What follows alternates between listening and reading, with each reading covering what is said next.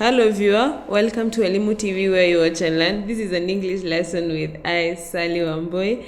Today we're going to talk about irregular verbs. In the previous lesson we talked about regular verbs. So this lesson we'll talk about irregular verbs. Maybe you've wondered why we don't say the past tense of the word. Maybe go is good and the past tense of drink is drinked. That's what you're going to talk about today. Those are the kind of verbs we call irregular verbs in English. So to start with, maybe I'd request you to kindly write to us, drop your comments, drop your questions on our Facebook page, which is Elimu TV, or our Twitter handle, which is at Elimu_KE. Welcome to today's lesson, and as usual, we start by highlighting our lesson's objectives. These are the goals that are expected to be met by the end of this unit or by the end of this lesson. And by the end of this lesson, you should be able to define irregular verbs. You should be able to give examples of irregular verbs. You should be able to supply appropriate present and past tenses and participles to irregular verbs. And the last expectation is that you should be able to construct appropriate sentences using irregular verbs. So if we were to introduce this lesson, we would say that the English language verbs have different forms or tenses. And to take you back, we said that verbs is a part of speech in English that denotes actions or the state of being. So, whenever we talk about the English verbs, they exist in various forms or various tenses. When we talk about tenses, we're talking about the timing of a particular action, if it happened in the past time, if it's happening now, and if it's happening now and happens habitually, and if it's also happening now and continuing, that's what we call the participle. So we're going to talk about these three tenses of the English verbs. Most regular verbs have the simple past, the past participle, which is usually spelled like the present tense, except the present tenses we add D or ED to the regular form. And whenever we talk about the regular form of the verb, we are talking about the root form. Before we move on, let's take a moment to review the three basic tenses in the English language, as this may help you with your understanding of irregular verbs. To start with, we talk about the present tense. And when we talk about the present tense, we talk about the verb standing alone and showing the present tense. Present meaning now. So if we were to give an example in a sentence, we would say, I fly the kite, or fly the kite. When I tell you fly the kite, note that the verb fly exists in its root form. It has not been inflected, or it has not been added some other suffixes and prefixes to show time. We also have another example, I feel great right now. So if you feel great right now, it means it's in present time, not in the past and not in the coming or in the future tense.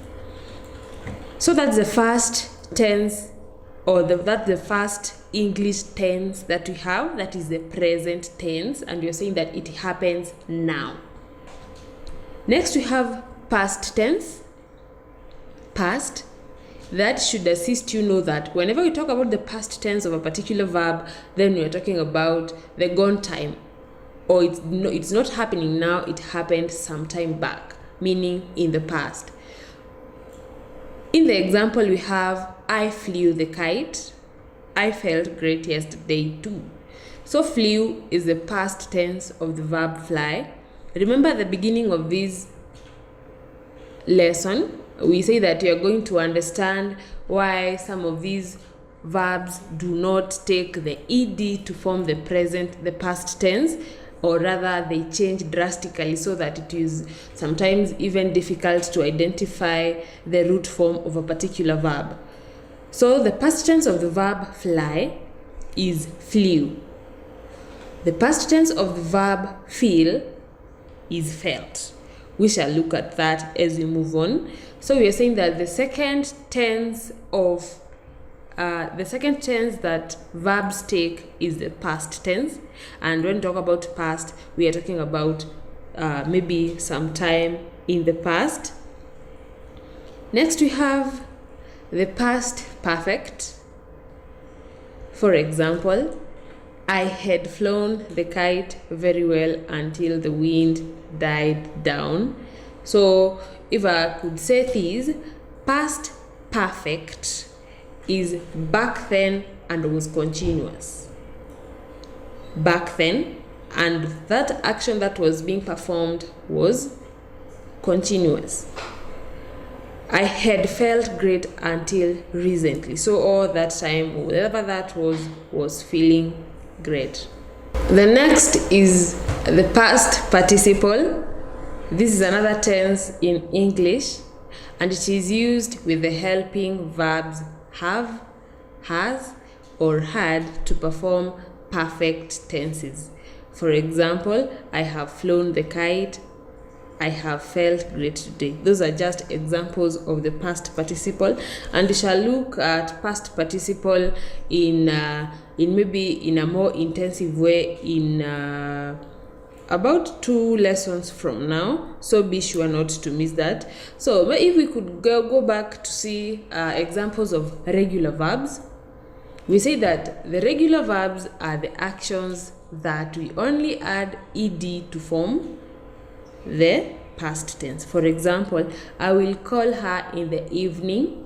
If we are talking about the past tense, I called her in the morning. Note that the verb call has been added ed to form its past tense. She calls her in the morning. This is habitual. The verb call has been added as to show this particular tense. The next set of sentences, he will look at himself on the mirror. The verb is existing in its root form, that is look. When you talk about the past tense, he looked at himself in the mirror. So look has been inflected. It has been added ed to form the past tense of the verb look. Number 3, he looks at himself in the mirror. Looks. So the verb look has been inflected. It has been added letter S to form the participle of the verb look. Now, having said that, or having looked at how regular verbs are inflected to form or to show tenses, let us focus on irregular verbs. And we are saying irregular verbs are common verbs in English language that do not follow the simple system of adding d or ed to the end of the word to form the past tense. If I could repeat that, irregular verbs are common verbs in the English language that do not follow the simple system of adding d or ed to the end of the word to form the present tense. That means the spellings can be a little tricky. Some irregular verbs follow patterns such as drink, drank, spring, sprang, know, knew, blow, blew, but you can't use those patterns with predictability, or rather these patterns of inflecting irregular verbs is not predictable. That's why you find that some of these English words do not take the expected form. You see, when you ask maybe a student in maybe the lower primary, the past tense of words such as know, that child will tell you that the past tense of the verb know is knowed. The past tense of the verb drink, that could be drinked. But that is not right. Following the concept of adding D and ED, this child is on the track. So maybe he knows how to handle regular verbs. But when we talk about irregular verbs, unfortunately, learning irregular verbs means memorization. You have to memorize, you have to find out the particular past tenses to apply to particular irregular verbs, and that is what you're going to do in this lesson. So if we could continue, let us look at the future perfect of irregular verbs. And the future perfect, we said we have the present, the past participle, and the future perfect. So the future perfect, we have again some auxiliary verbs.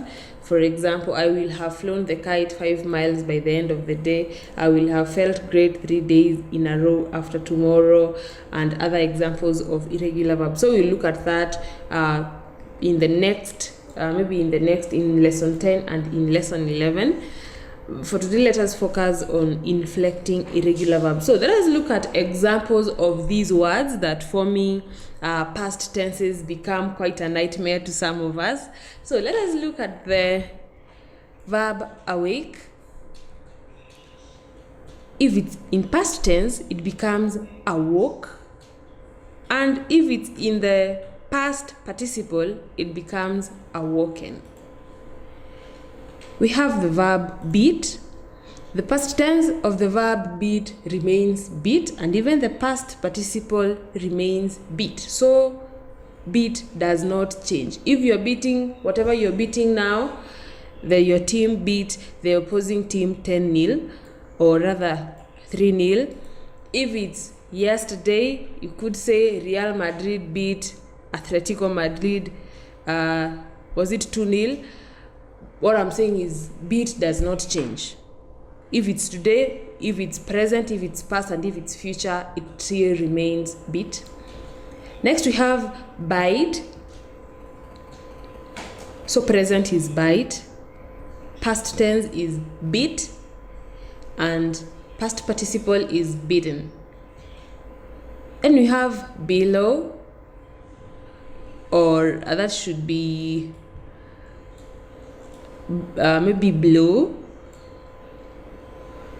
So if it's blow, then if it's yesterday, it's blew, and if it's past participle, then it should be blown.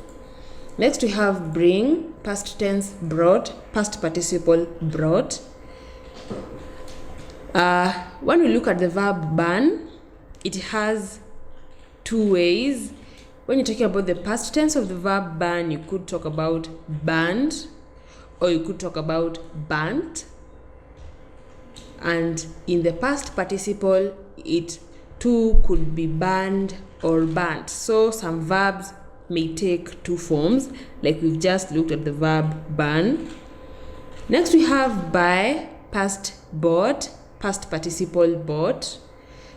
Come, we have past participle come, and present and past tense came. When you talk about the verb be, past is was.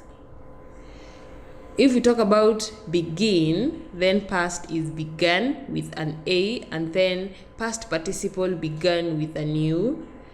Then we have bleed. The past tense of the verb bleed is bled, and the past participle is bled again. When we talk about break, if it's yesterday, then it broke, and if it's in past participle, then it's broken. We have the verb build. The past tense of the verb build is built, and the past participle is built.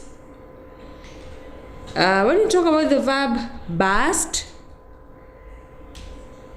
when you talk about the past tense, it's burst, and the past participle is still burst. So these are two. We've just talked about beat. Now this is the second one that does not change. It is burst.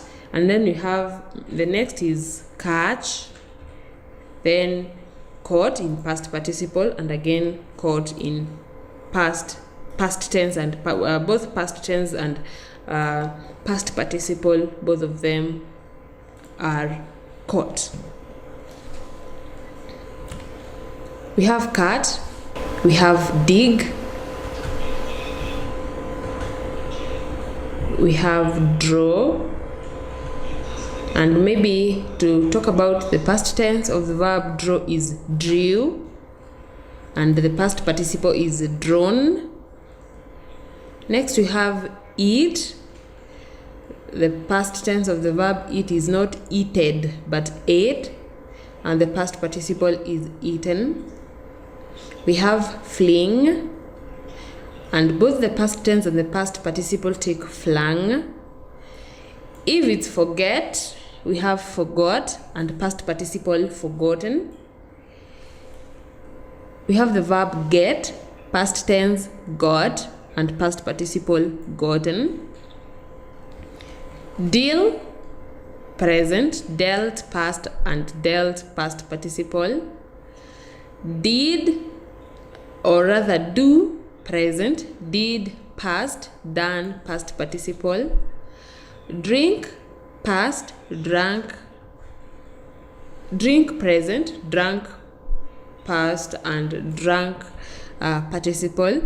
Note that the drank of the past is spelled with an A and drank of the past participle is spelled with an U.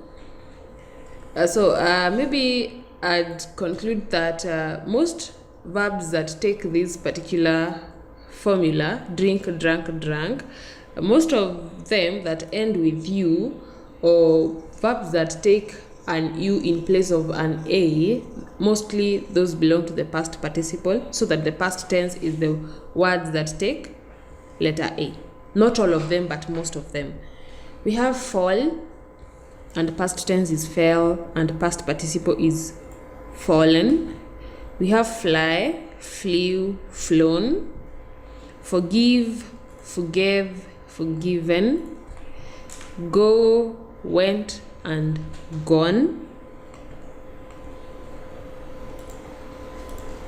Next we have grow, grew, grown.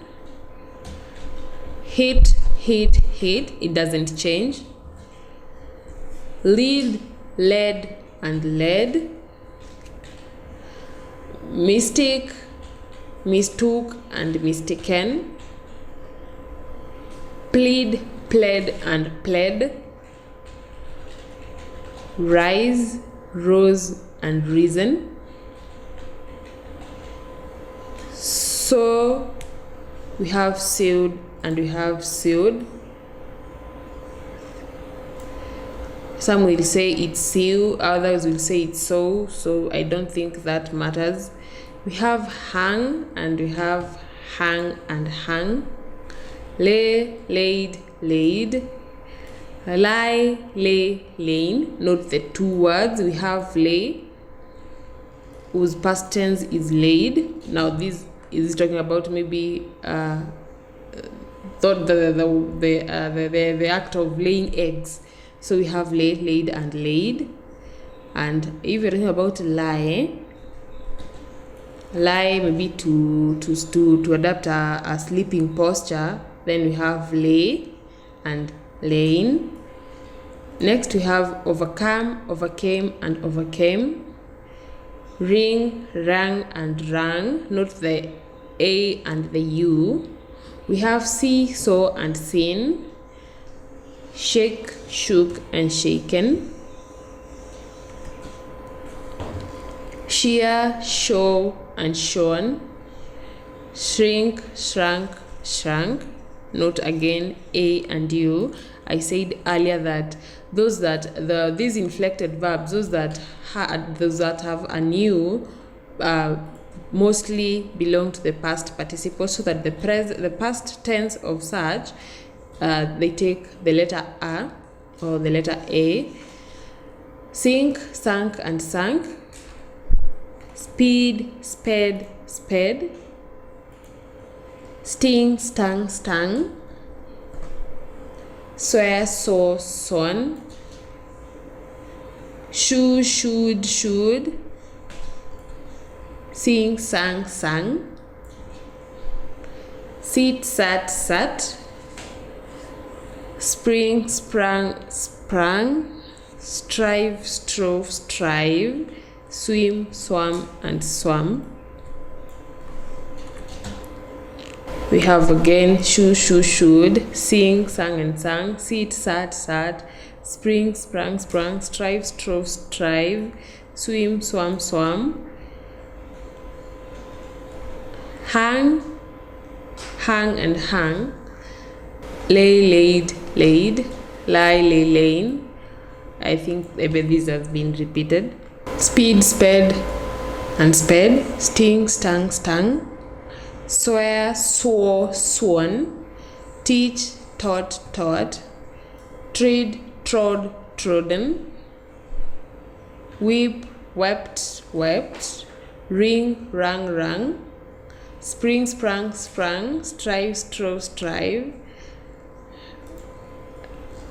throw, threw, threw, walk, walk, woken, no, wake, woke, woken, win, won, won, write, wrote, written.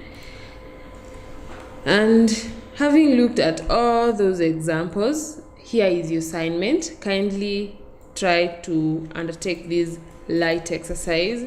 And the assignment goes: construct 10 sentences to show the tenses of the irregular verb studied in the following sentences. Construct 10 sentences to show the tenses of the irregular verbs studied in this lesson. So I hope you noted some of those difficult verbs that you could not assign the appropriate past tense, the past participle. So use them to construct at least 10 sentences to show their past, their present, and their past participle. So that brings us to the end of our today's lesson. But before we wind up, I'd request you to talk to us, comment, drop your questions on Elimu TV, that's our Facebook page, or at Elimu_KE on Twitter. I have been your teacher, Sally. Till next time, keep it Elimu TV.